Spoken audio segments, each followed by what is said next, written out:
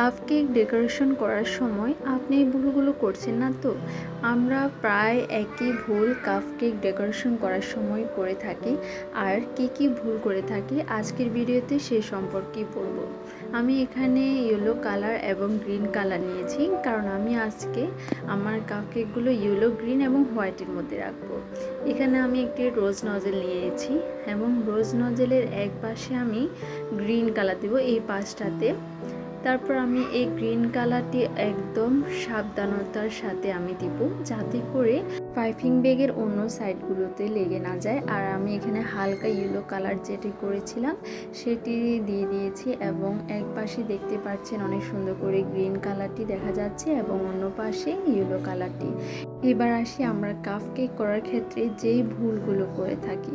প্রথমত, কাপকেক এত বড় কেক না, আর এতে করে আমরা এত বেশি এফোর্ট দিয়ে কাপকেকটি করতে চাই না, যার জন্য অনেক সময় আমরা অনেক নামি দামি পেজের কাপকেকগুলো অত ভালো ডিজাইনের দেখতে পাই না, কারণ যেমন তেমন করে অনেকে আছেন কাপকেকগুলো করে সেল করে ফেলেন।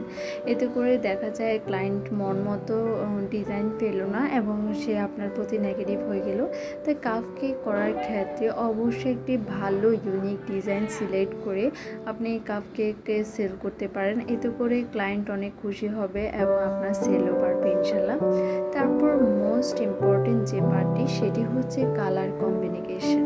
আমরা কাপকেকের ক্ষেত্রেও খুবই খামখেয়ালি করি, আর আমরা কালার কম্বিনেশনে একদম বেশি খেয়াল করি না, যাতে করে আমরা কিছু সময় দেখা যায় কি আমরা কিছু নীল কালার করে ফেললাম, কিছু হলুদ, কিছু রেড, যাতে করে কালার চুজ করাটা আমাদের ঠিক না হলে এটি দেখতে ভালো দেখায় না।